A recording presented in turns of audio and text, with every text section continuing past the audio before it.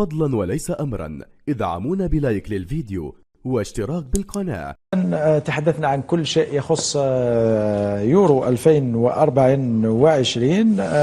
نريد أن نتحدث الآن عن البيان الصادر عن الاتحاد الجزائري لكرة القدم عشية اليوم، والذي يقول: يدين الاتحاد الجزائري لكرة القدم حملة التشهير المؤسفة الموجهة ضد المنتخب الوطني التي يستخدم أصحابها حسابات وهمية على شبكات التواصل الاجتماعي لتنفيذ دعاياتهم المغرضة لأغراض خفية. في وقت بدأ فيه المنتخب الوطني يستعيد استقراره وأداءه تدريجيا، يبدو أن ذلك لم يعجب بعض الأوساط المعروفة بتصرفاتها اللامسؤولة ومحاولاتها زعزعة الاستقرار.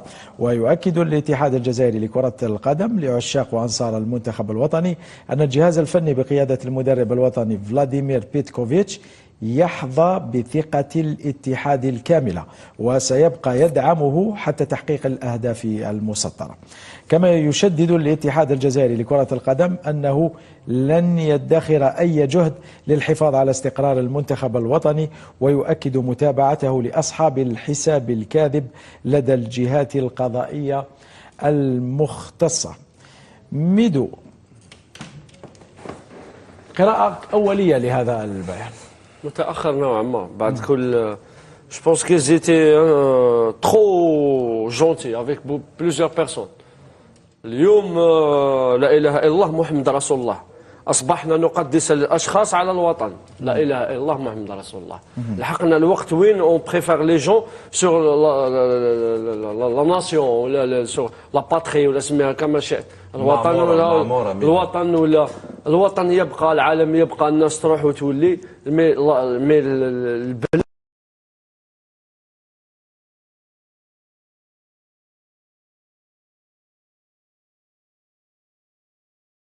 قاعد بلاد وحده.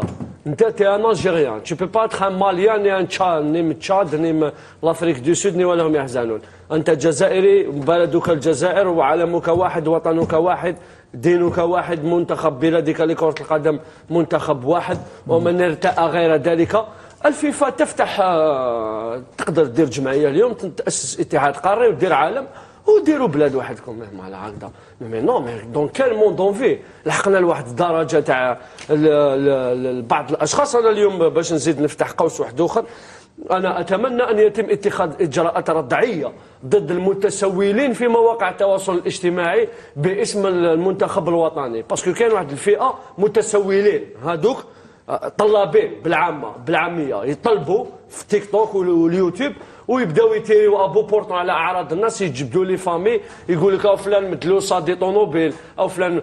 سي او اي سون دي فوندو، سي با تو الموند، ماشي كاع الناس بايعين الديمه نتاعهم. هاد الناس نتمنى تتخذ ضدهم اجراءات ردعيه، لانه هاد الناس طغاو، ما لقاوش الرادع، ما كاش الرادع، ما كاش كيما يقول عمي عليه هنا المطرق، ما كاش. اليوم لحقنا الناس، انت تهدر على انسان، على صحفي، ولا تهدر على لاعب سابق، ولا تهدر على الاخر، ولا تهدر تجبد العائله ديالو، وتهدر على اعراضه الشخصيه، وتتحدث على اسمه العائلي، وتقول مي ما تيكي انت شكون انت؟ كان لو بون ديو وحده في السما، سي لوي كي جوج، ولا فو جوي توس لو رول دو تعمل.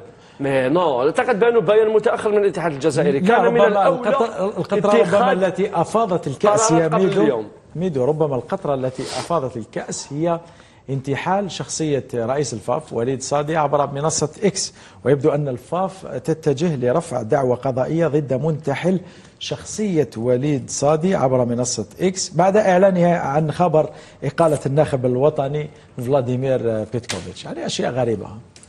أظن المنتخب الوطني بحاجة إلى الهدوء نوعا ما، لأنه مرحلة جديدة يمر بها المنتخب بعد يعني الإخفاق الأخير في كأس أفريقيا، واللي كان قبله في كأس العالم. المدرب يعني الحمد لله يعني أنه داركنا في المباراة الثانية في تصفية كأس العالم وفزنا. الآن عندنا متسع من الوقت، المدرب بحاجة أيضا إلى معرفة كل التعداد، والحمد لله يعني راهم كاين الطاقم اللي راهو معاه، وخاصة المدرب المساعد نبيل نغيز، أنا اللي نعرفه معرفة شخصية. نعم. يقوم بعمل كبير في المنتخب الوطني الجزائري. نظن الجولة الأخيرة هذه في النوادي الجزائرية كاين ناس بزاف ما كانوش فاهمين لماذا، حب يشوف اللاعب الجزائري كيف يتدرب، كيف هو يعيش، شو من الامكانيات اللي راهي موجوده. شاف يعني اختلاف كبير وشاف يعني فرق كبير بين النوادي، يعني فيه نوادي يعني درجه اولى، فيه نوادي درجه ثانيه.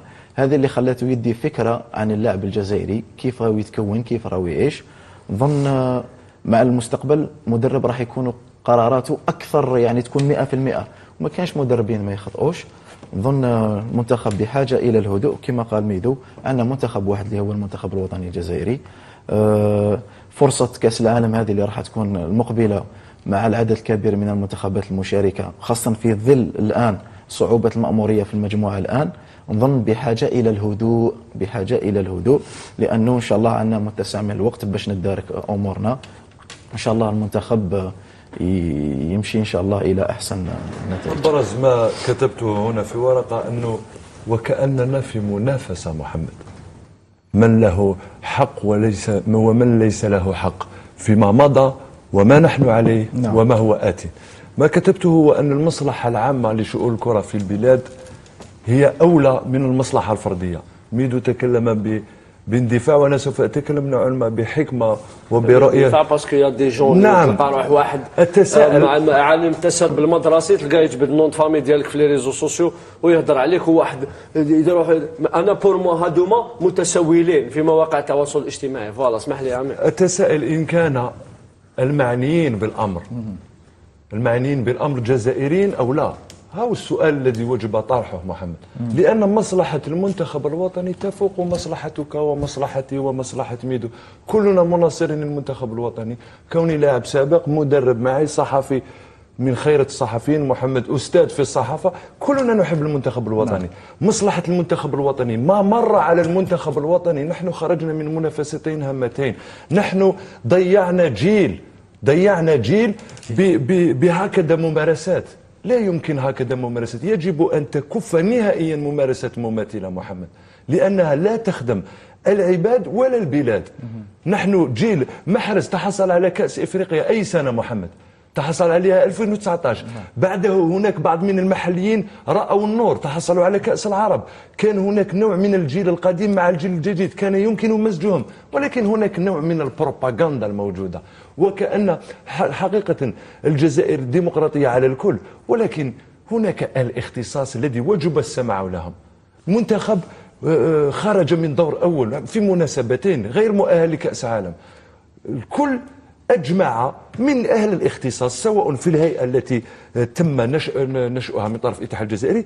نتفق كلنا أن بيتكوفيتش له تاريخيا مدرب متمكن بإمكانه إعطاء إضافة لمنتخبنا الوطني.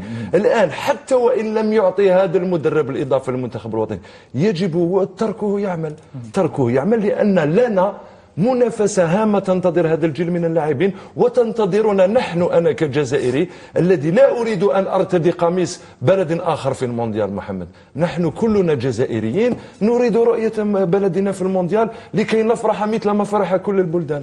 نقطة، انتهى. لا نريد الكلام على أشياء مماثلة. الآن توجد البروباغندا، الناس تتكلم، البهرجة الإعلامية. ما هذا محمد؟ يجب الدق وناقص الخطر. وأنا مع الاتحاد الجزائري لكرة القدم كون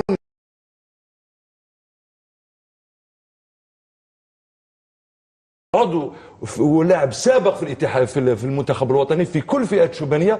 يجب الدق ناقص الخطر. نحن كجزائريين نحب الخير لبلادنا، نريد من الرجل أن يشتغل ونتأهل إلى المونديال. بعدها أنا عمري ما شفت سواء في الإعلام أو حتى الأخصائيين أو المحللين يحكمون على مدرب في 4 مباريات، و4 مباريات فاز في 2، تعادل في 1 وخسر 1. محمد حتى إحصائيا الأرقام مهمة بالنسبة للصحافة. ليست بالقاعدة الثابتة، ولكن الأرقام مع هذا المدرب. والمنتخب الوطني في مارس لعب جيدا، وفي مباراة أوغندا في الشوط الثاني كانت قوة الملاحظة موجودة ولعب جيدا في الشوط الثاني. تكلمت في صفحتي الرسمية في الفيسبوك، قلت يجب ربما نحن مسؤولين كإعلاميين وكمحللين أيضا في إعطاء الملاحظة المناسبة لكل أعوان المنتخب الوطني وليس الناخب فقط. يجب الكف على أشياء ممارسة وتجديد الأرضية الخصبة التي كانت في بعض من المرات بالماضي لما جاء إلى المنتخب الوطني، وجد بعض الصعوبات، ولكن بعدها هيئوا له أرضية ومساحة التي تركته يعمل في ظروف هادئة. أين حاز على كأس إفريقيا 2019؟ ولا يجب أن نتنكر لهذا، ولا نتنكر لمجيد بوقرة الذي حاز على كأس إفريقيا. الآن يجب أن نتكلم، هل نريد مصلحة الجزائر والجزائريين أو لا؟ نقطة، انتهى محمد.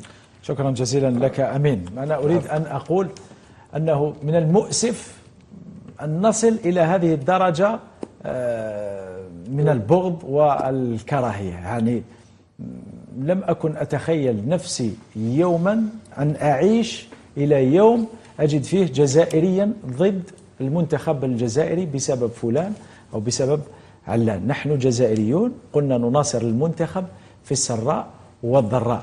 بقي علان، ذهب فلان، جاء بيتكوفيتش، رحل سعدان، بقي بالماضي، جاء ماجار، رحل بلو. كلهم كانوا يعملون لمصلحة هذا المنتخب، وكل مدرب أو كل لاعب له وقت معين يقضيه في هذا المنتخب، يدافع عن هذا المنتخب، له نقطة بداية وله نقطة نهاية. لكن المنتخب مستمر، المنتخب لا يزول بزوال الرجال. لذلك يجب علينا أن نتحد ونتضامن خلف هذا المنتخب الوطني الذي يجمعنا ويرسم البهجة والسرور على وجوهنا. ونتمنى أن نخرج من هذه المهزلة. يعني العملية طالت نوعا ما الآن، يعني يجب أن نخرج الآن. هناك مستقبل جديد، هناك مدرب جديد، هناك مستقبل في طور البناء. لا يمكن لبيتكوفيتش أن يبني منتخب في شهرين. لا يمكنك أن تشاهد البرازيل حتى لو جئت بساحل. لا يمكنك أن تشاهد تيكي تاكا أو تشاهد البرازيل أو الأرجنتين في ظرف شهرين أو 3 أشهر. بناء منتخب يتطلب الصبر، يتطلب الوقت، ويتطلب أيضا التضامن فيما بيننا ومناصرة منتخبنا. وكل واحد منا يحاول أن يفيد هذا المنتخب من منصبه، الإعلامي من منصبه، المناصر من منصبه، المسير من منصبه. ومن رأى نفسه بأنه لا يستطيع أن يفيد المنتخب فليصمت. من كان يؤمن بالله واليوم الآخر فليقل خيرا أو ليصمت. يعني حتى من كان لا يستطيع أن يعين المنتخب بشيء يعينه بصمته. أما انتحال الشخصيات ومهاجمة المنتخب عبر الصفحات هناك من ناصر منتخب أوغندا في المباراة. هذا مؤسف، أمر مؤسف محمد. هذه كانت شوف مهما كنت دنيئا ومهما كنت رخيصا ومهما كنت خسيسا لا يجب أن تصل بك الحقارة والدناءة والخساسة والرخاسة إلى أنك تناصر منتخب ضد منتخب بلدك. يعني هذا الشيء لا يتقبله عقل. ما هذا يا هذا، ما هذا يا هذا. المشكل أنه هذه الممارسات كنا نشوفها في النوادي خويا أمين. النوادي فيها الأشياء هذه، ولكن لما توصل المنتخب الوطني نظن سابقا نظن ممكن البلد الوحيد في العالم اللي يدير بيان مثل هذا، لأنه منتخب تهاجم منتخب بلدك أمر غير مقبول تماما. لأنك أنت واحد من هذا، لأنه أنت راك واحد من هذا المنتخب. هذو فقط هذو لاعبين راهم يمثلون احنا. لازم الإنسان يكون تنتقد المنتخب فنيا، هذا حق مكفول.